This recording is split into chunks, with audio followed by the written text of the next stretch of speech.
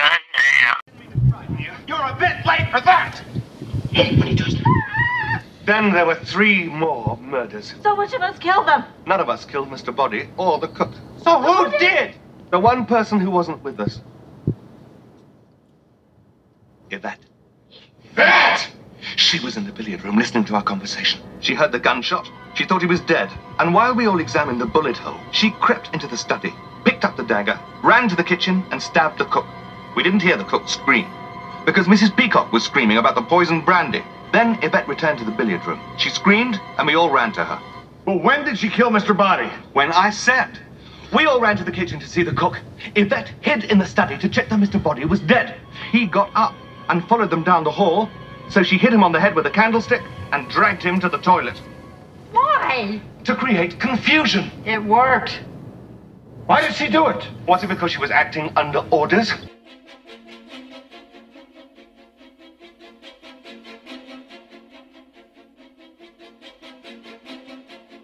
Hello, everybody, and welcome to Clue, the movie podcast, where we break down the 1985 cult classic movie Clue, 1 minute at a time.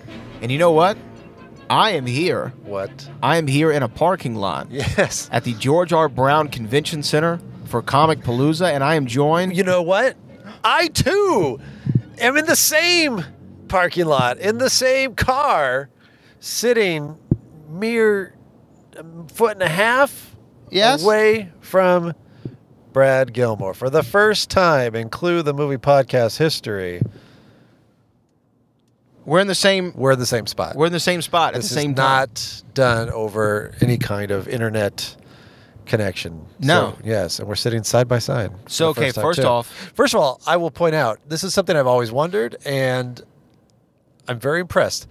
I've never been 100% sure if you did that intro each time without reading it. And it is not in front of you. You did, go. Oh, guys, one minute at a time. And I was wondering when you started, I'm like, oh, this will be good. And no, he doesn't read it, folks. That is So this is an actual professional. thought? Yes. Thought I read it? Yes, I wasn't sure. No. Of course, Wasn't it's sure. repetition. Well, It's in the back of my... It's like secondhand. yeah, but you got a lot on your mind. I do have a lot on my mind. You know what? This is probably going to be a bit of an extent. It is episode 80. We It is did get our 80. first reveal of a murderer in this minute. Oh, yes, Yvette. So, I mean, we have a lot to talk about, but I feel like this might be an extended minute because there's a lot to break down, not only from this, but from your experience thus far, from what we've done today thus far. Yes. This is prior to doing Back to the Future, the podcast. We're doing that tonight. Doing that later on At this evening. Comic Palooza in Houston, Texas. Now, this is your first time in the state of Texas, yes? Or you were in an airport? I've been in airports. Dallas airport. I've been in Dallas before. Dallas is a hub. So I've seen the gift shops and, yeah, like a lot of Cowboys swag in the Dallas airport. And I think I've had nachos, in the Dallas airport at some point. So, yeah, but never ventured outside into I've never felt the climate until yesterday. And then what's your first? It's a little humid. It's a little warm here in Texas. And it was not an easy journey, but I do not blame Texas for that. As far as getting from California to Texas yesterday, it was a day. It was a full day. Well, you landed. So first you were delayed, then you landed. Okay, you were delayed. I was supposed to get you at like almost 6 o'clock. Yes, Brad was going to be very kind to pick me up at the Houston airport. So I flew from California to Dallas, and my layover in Dallas was very short. It was less than an hour actually. So I did not have nachos this time, but got on that plane, and then there was an issue. Oh, there was a little bit of weather.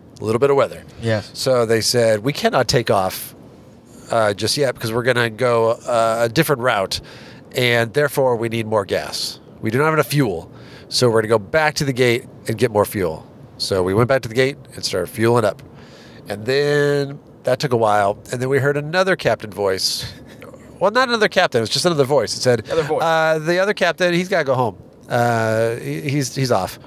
So wait, was he just done? Well, Like he maxed his hours. that'll tell you how long we were gassing up because you would think that he would have like what if when we were flying to Houston he maxed out? Was he going to parachute out and like I'm out, I'm done, clocking out?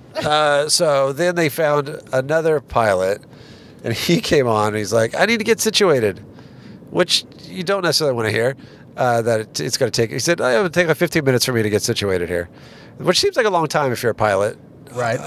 Like it doesn't take me that long in the car.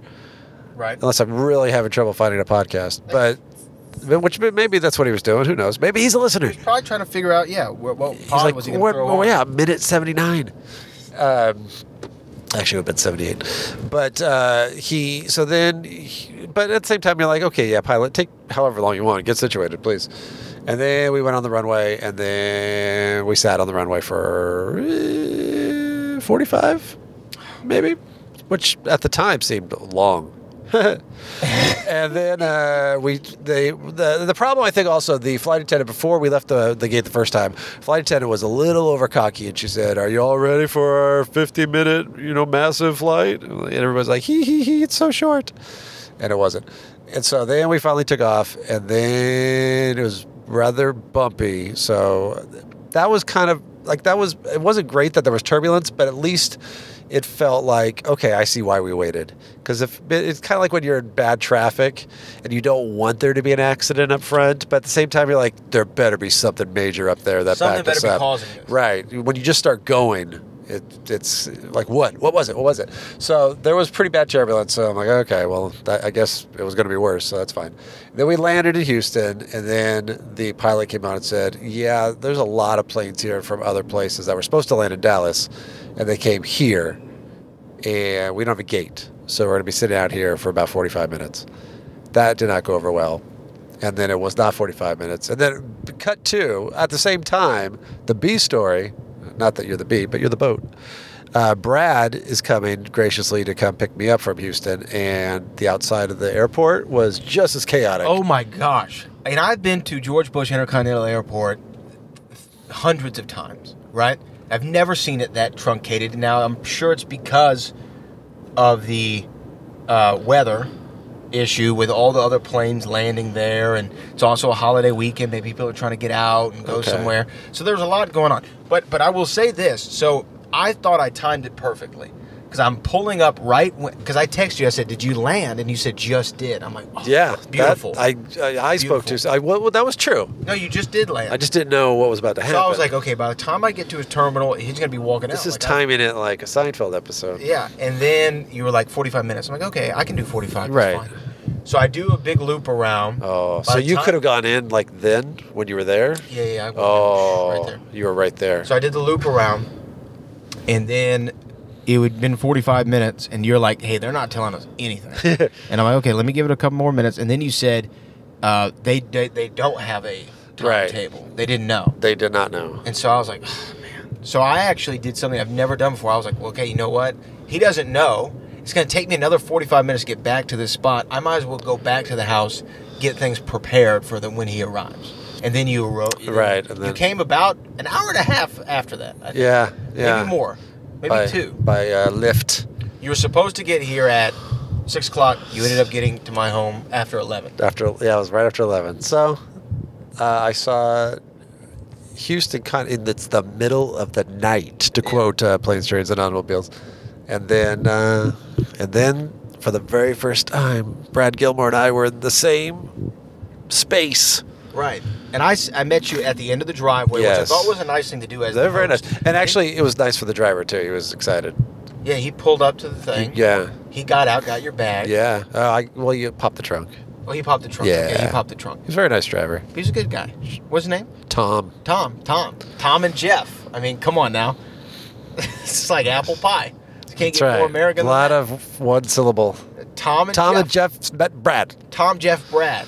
You know what I mean? Yeah. There's more syllables there than or less syllables than most words. So, anyway, we finally meet up, and then you also had your first kolache in your kolache. Put in the comments or wherever you write things if you know what a kolache is, because I always thought it was a worldwide thing, but I actually found out today it's a Texas specific thing. Yeah. So there you go. Anyway, that was So our that's meeting. what led to us now being here at Comic Palooza, where two of the celebrity guests, besides us, are Michael J. Fox and Christopher Lloyd, who we individually took photos with today.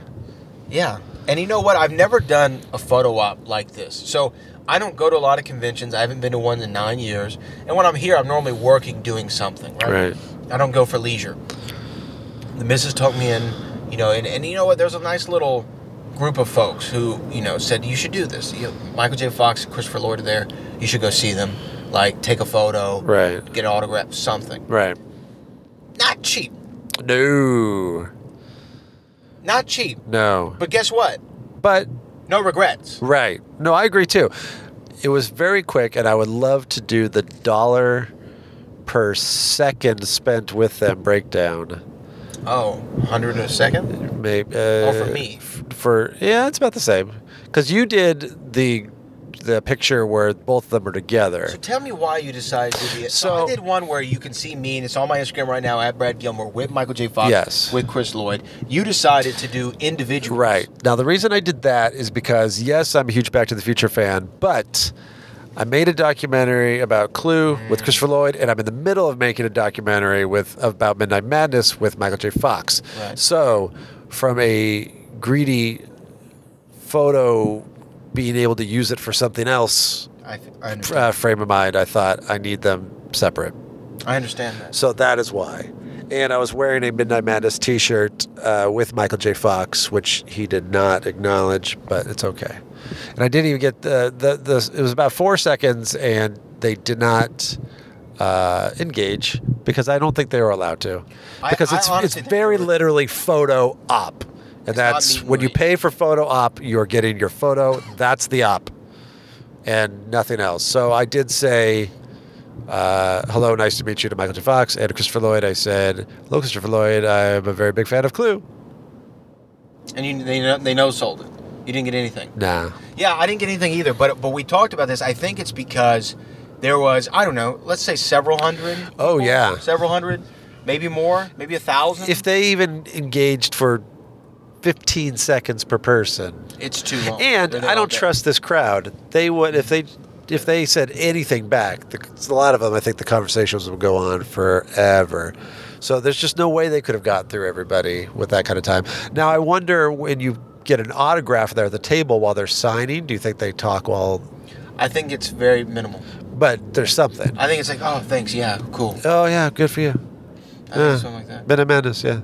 Okay. Yeah. Clue? Clue. I remember that. Was that movie? Right. Was that the year I did everything big with Back to the Future and nothing with Clue? Was that when I was with Princess Di? Yes. That's when. Yeah. Now, I have spoken to Christopher Lloyd on 2 occasions. Yeah. You have a wonderful drop that you use frequently when something great happens. Right? Which I can program into this. Really? We can't. We're sitting in a car right now. We can't really do drops. And he's in the intro to my collection podcast. Great introduction. That's what he said. Great introduction. Which is great. He critiqued his own introduction and said it's a great introduction? I gave him an introduction. Oh, I see. And he said, great introduction. So you took that and made an introduction? So I put that in the intro. So it's like, if you listen to the collection podcast, it's like Matthew McConaughey. Yes. Starts it out with, goes Chris Lloyd, Mark Wahlberg, Fallon Lino. Okay. There's a lot going on, so I can see how I missed the Christopher Lloyd part, but yeah. There's like 8. I put 8 drops in there. Brian Johnson, AC/DC, Maya, who I'm a big fan of. So there's several people in there. Nice.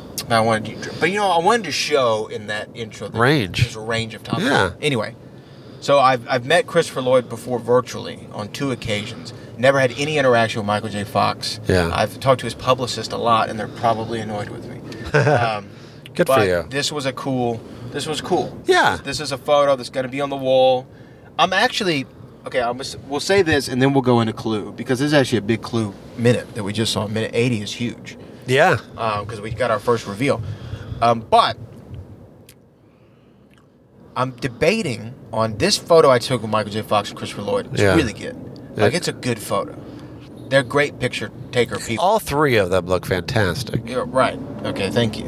And yours look great as well. But what I'm saying is I'm kind of toying with the fact of I got a graphics guy that I'm thinking about sending this to and be like, can you Back to the Futurize it? What does that mean? You know, like background, like so. If like on the road, like on the road for the poster. Sort of, yeah. So if you've ever seen the Back to the Future, the podcast cover that I have, Yes. it's me sitting on a DeLorean With the hat, with and the hat shades. and the shades, the jacket, Yeah. and the shoes. But I'm actually sitting on a real DeLorean. Like I actually went and took I'll show you the picture. It's me in the costume, sitting on a DeLorean in the parking lot of the headquarters of the DeLorean Motor Company. Okay. Right?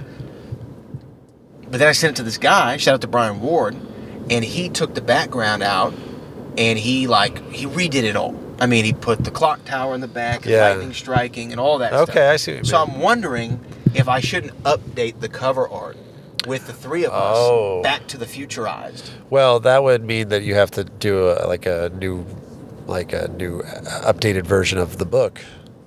Oh yeah, that's a good idea. I mean, you can't just put out a new cover with. But I'm saying a new Same cover of old the book. podcast. But Oh, the podcast. I think about the book. No, no. Oh, I see. so I'm debating it. Oh, yeah, but yeah, I know. I'm it's back and pretty forth. classic. You're back and forth. Yeah, I don't know. It's tough. It's good. It's a good picture. It's a great picture. I'd like to do something more with it, but we'll find out. Anyway, let's talk about Clue minute 8. 80. So, as mentioned last time, this is very exciting because this part of the minute is where the three endings begin. When Wadsworth turns on the lights, we have started this ending where it's going to be Miss Scarlet. And it's the first time they actually reveal actual killers because now we're in an ending where we can say, here's what actually happened. So it's kind of like a delete on everything he's been doing for the last 3 minutes and just saying, okay, now I'll through the 3 more murders and now I'll tell you that it was Yvette. Let me ask you this. Why? So we ended, last minute was a phenomenal one, right? Yeah. With the lights going out.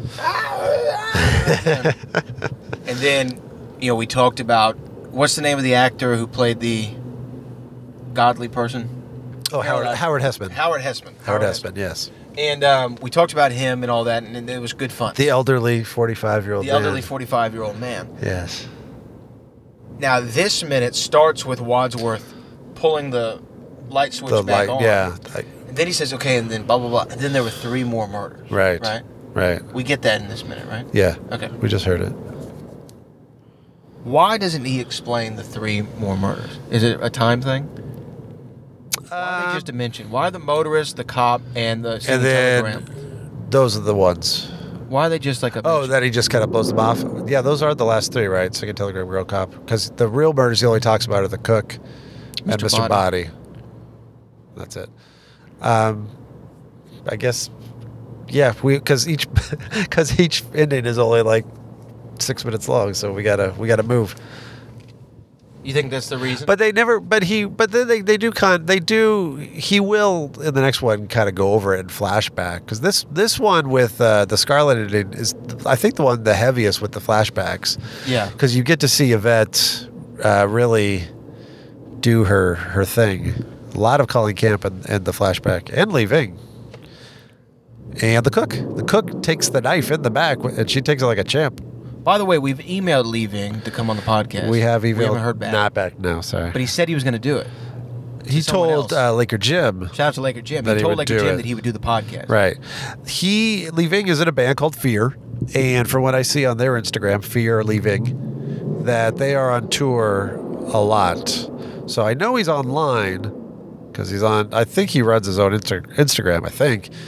And he's on a lot. In fact, he posted something today. But I don't know. Right. I could try again. Let's I will try again. Let's do a I don't follow-up. mind. CC me. I will CC you. CC me because I'd like to see it. You'll be CC'd and you'll see. But so Wadsworth reveals that the person who's responsible The one who was not with us. is the one who is not with us, and they're all going, They kind of point to each other. Ooh, good sound, by the way, that Madeline Kahn makes on the when he goes, I hate when he does that. Like, I can't even do it, but it's really good. It's great. But so then he says, Yvette. he says, Yvette. and then we see the flashbacks. Now, Yeah. let me ask you: Yes. Are you a fan of the flashback? Or Yes. Are you not a fan of the flashback? I am a fan of the flashbacks in these kind of things because it shows you things from a different angle, shows you things that this was happening, and also you can't lie in a flashback. I think that should be that's a movie rule, that a flashback has to be true, and it's nice to see like this is what happened. This is what you missed. And even like the Knives Out and Glass Onion, they do that. Like Glass Onion, basically the second half of the movie is a flashback. Yeah, the whole and which I think is great because it's, and then in that way it's kind of like Back to the Future too, where it goes back into the movie and you see everything from a different angle. This is not really a different angle; it's just different scenes that you didn't see that were happening while we didn't hear the cook scream because Mrs. Peacock was screaming. So I like it because and also it makes it easy. And also I think because I miss it in the Mrs. Peacock ending where there are no flashbacks, and it's weird that there aren't any. They just kind of talk about it and then that's it. I feel like we missed something. So, when Yvette... Do you like the flashbacks? I'm mixed on them, to be honest with Do you. you think it's too spoon-feeding? Yeah. Okay. A little bit. I mean, I've never thought about it too intensely until we were just watching the minute there. And part of me likes it for the visual aid of he's explaining it and we see it. But the other part of me is like, I don't know. I feel like it's too easy. I don't know. Yeah. Because, like, where else do they don't do that in any other movie, like murder mystery, except for Glass Onion. But I'm saying, like, okay, when say it's at the end of a Bond movie and he's explaining how he did it or whatever. Better example, 85 Fletch. Okay. They don't go flash. At the end, there's no flashbacks, right? Yeah. I'm okay with it. I like it. I just like hearing it all come together. Right. You know, and Chevy delivering the monologue. And they've given Tim Curry so much to do here. Why not give him the more screen time and let him shine? We don't need to see it. Yvette went and stabbed the cook. She stabbed Mr. Body. Yeah. But I bet you the cook likes it. Well, Cook's on the screen more. she's on screen. Lee Ving gets to be alive again. I don't know. I just like it because I just like it.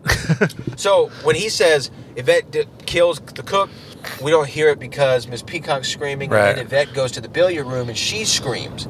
Yeah. So this is a setup from Yvette. Right. I'm going to scream but to distract. to get everybody to run into the room. Right. And then that way, The killer is here. yes, with the minute. Yeah, so that's the way to get them out of the room. So is that she way playing she stupid? can. Is that Yes, her thing? well, She's that's all playing she dumb? does. That's her character, is that I'm dumb. she's dumb and she has a bad accent and look at these. Right. She's one big distraction, and then that way she can check later if Mr. Body is really dead. Wait, are you saying that Yvette's a red herring? Maybe She's a big distraction? She's communism, and as we all know, communism is a red herring. Communism is a red herring, but I'm wondering if she's... Is she there just to distract? Oh yeah, absolutely. So she's a plant. That's her job. Well, she works for Mr. Body. Right. Yeah, she's a bad guy. She's a bad guy, but let me ask She you, comes to murder. does she have bad guy energy from the onset? Like, if you were to transport back to the first time you watched this, are you suspecting her at all? Yes, absolutely. Really? Definitely. What? Yep, I think she's bad news from the very beginning. I don't think so. You know why? Because when Wadsworth comes in, again, it depends on which ending we're talking about. But, like, if it's the ending where he's actually Mr. Body, Yeah. then when he comes in, she doesn't pay him any, like, real mind as far as that's boss, or hey, let's talk about our plan one more time. She's dancing and cleaning. Yeah, because she's bad. That's Bad what bad people people dance do. and clean? Bad. Well, not necessarily clean, but what was she cleaning for? She did something bad. Or maybe it's She got to dusty. clean up her mess. It could also be dusty. She could also, have like allergies. Right. But they know that their guests are coming, so she has to get into character. She's got a big character going on here. She's got an accent. She's got like a costume, a very revealing costume. She's got to, take her mind off of the fact that she's going to be recognized by Mrs. White. Mrs. White could blow the whole thing by saying, "It's you. I know who you are, and I know what you've done." And the whole movie could be over in 5 seconds if Mrs. White just said something. We had Juniper on last week. Juniper, the AI host, The AI, Juniper Sparks. who I don't think is accessible right now anymore. Was that her? I think that was the Scarlett Johansson AI voice. Because when you played it the first time, I might even say it out loud on the podcast. That sounds like Scarlett Johansson. Oh, wow. Okay. And then Scarlett Johansson heard it, and she said, "That sounds like Scarlett Johansson." Well, I heard they offered her a lot of money. They offered it to her first because they're not very creative because they wanted to be the voice of her. And then she said no, and then they did it anyway. Yeah, that's not a good idea. Right. She gotta get some money. She is a little Sue happy. Well, she sued Disney. But I was talking to somebody, and their theory was that this might be all a big publicity thing from ChatGPT. Because only the nerds had heard about it, that this technology was even a thing. And now everybody's heard about it because of Scarlett Johansson, who we know is lawsuit happy, sued. And now everybody knows there's this amazing technology that sounds just like Scarlett Johansson, so much that she sued them. And what is this amazing technology? And I need to Google it right now. I need to find it, and I need to buy it, and I need to have it for myself. Genius. Let me ask you this. Scar Joe, Yeah. as a modern Yvette, are we in or out? I'm in. Yeah, right? Yep. It's good casting. Yep. In many ways. Would we keep her French? Yeah. Have to. I want to hear the Scarlett Johansson raspy French accent. Yeah. Ambulance going by, everybody. Sorry.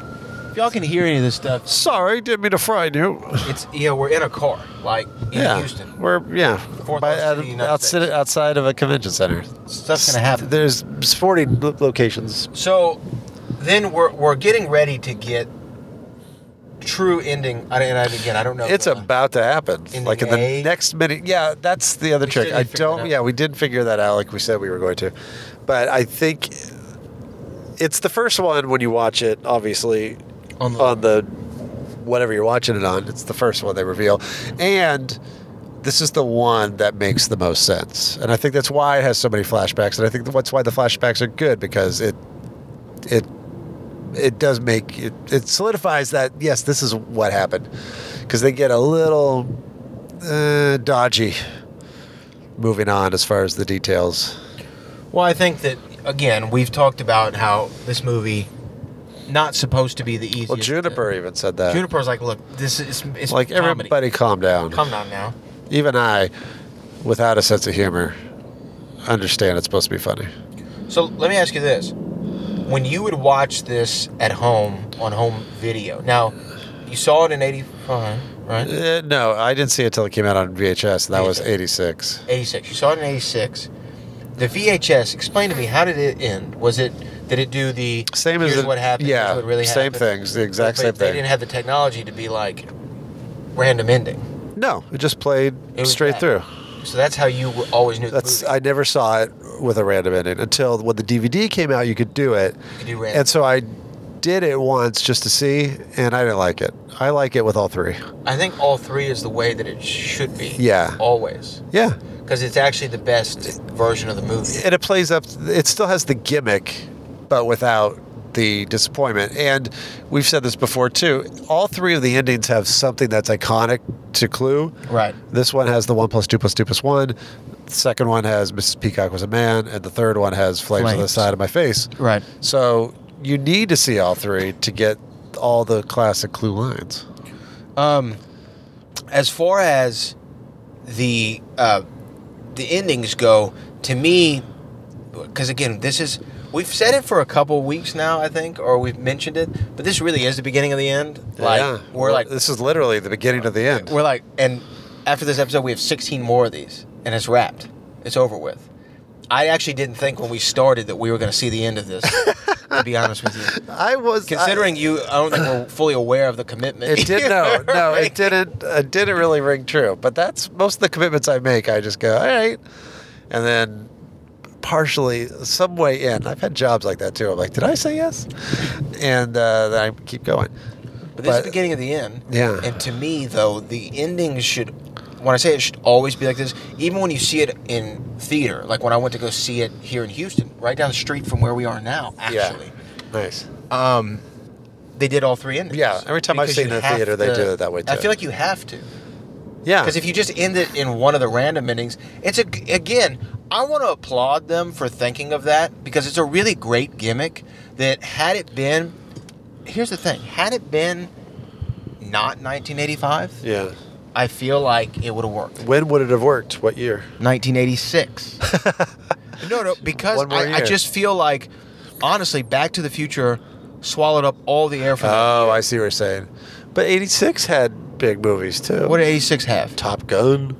Okay, so what? We play volleyball for a minute, but we can go see. It's not Back to the Future. It's not Back to the Future. It's true. Actually, 86 is not as iconic. 85 is a pretty iconic decade of movies. I think it gets lost in 88, 89, 90, 91. It gets lost. Definitely 89 because lots of movies Yeah. died in 89 because of Batman then and there were Indiana just a lot of Jones and even Ghostbusters 2. Ghostbusters 2, Back to the Future 2, Well, License Back to to the Kill. Future 2 was in December. I'm talking, but you're talking about I'm the just summer. about the summer was huge. Honey, I Shrunk the Kids was big, and then like UHF got swallowed. Yeah.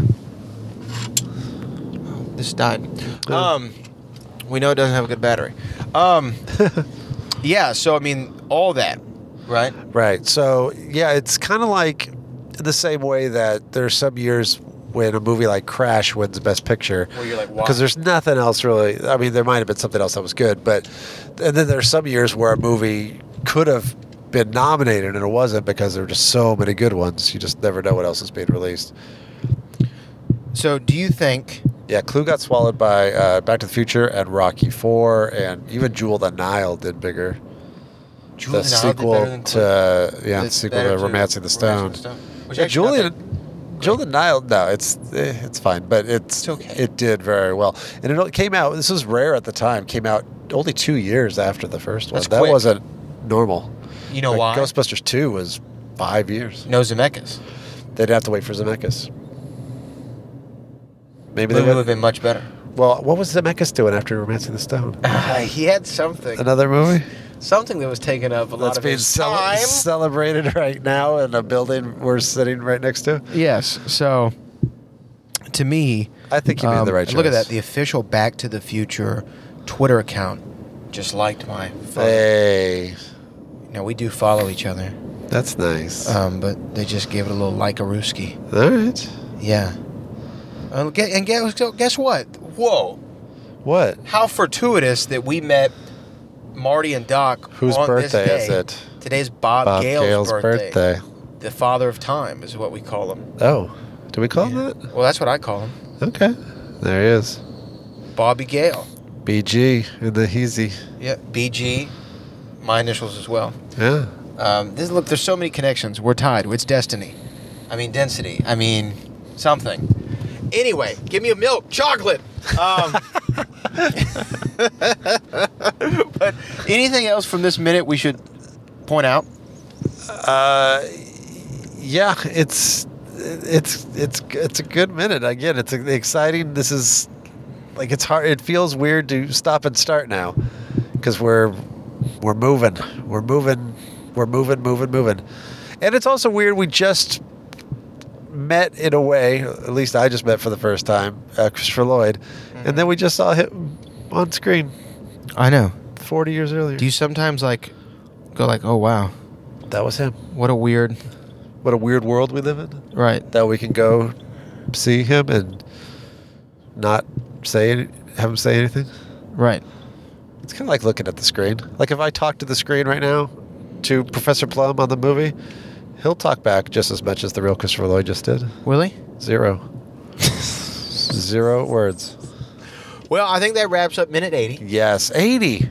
80. We've done 80 of these. Great Scott. Great Scott. Can I get one? You're going to have to wait for it No. until I have my soundboard back. That's all right. But look, we're going to get back to 81. Oh, when we come back, I do want to read something because somebody made a comment about your theory on the fireplace Oh, really? and whether or not it's a joke. Really? Okay. But we'll at do that in the 81. next one. That's a tease. That's a nice little tease. Yes. All right, we'll be back, everybody. Minute 81 of Back to the Future, the podcast. Nope. Not Back to the Future, the podcast. Clue the movie podcast. Wow. Live from Comic Palooza's parking lot in my truck. We'll see you next week.